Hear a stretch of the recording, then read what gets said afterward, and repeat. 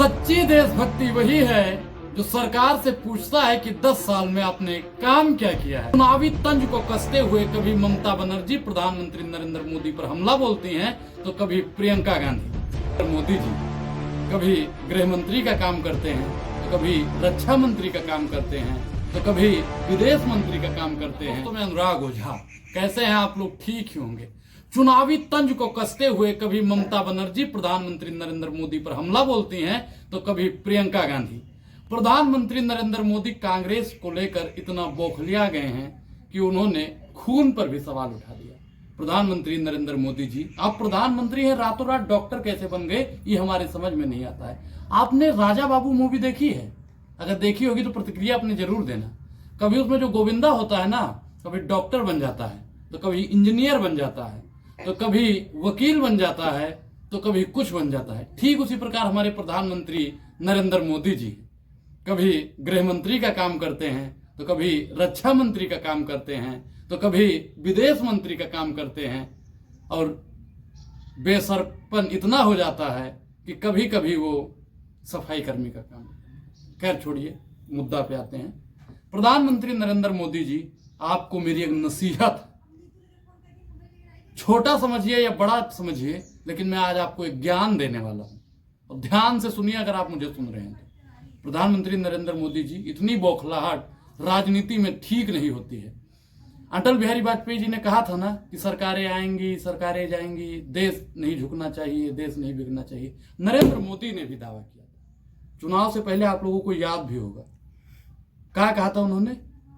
सौगंध मुझे इस मिट्टी की, मैं देश नहीं बिकने दूंगा, मैं देश नहीं झुकने दूंगा। अपने कलेजे पर हाथ रख के मोदी जी कहिए कि क्या देश की संपत्ति नहीं बेच रहे हैं? रेल नहीं बेच रहे हैं आप?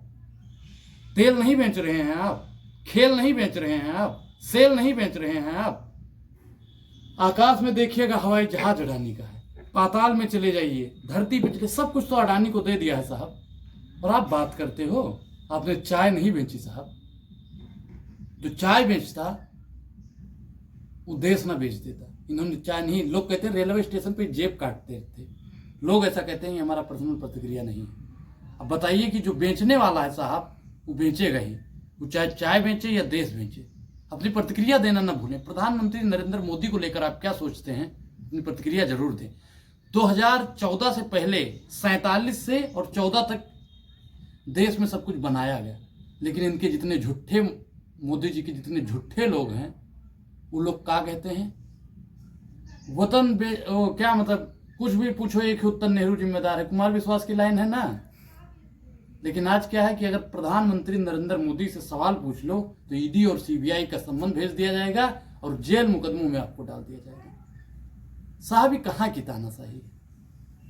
विचार जरूर करिएगा आप। SC ST OBC माइनॉरिटी के लोग, किसान जाति के लोग, विचार जरूर करिए।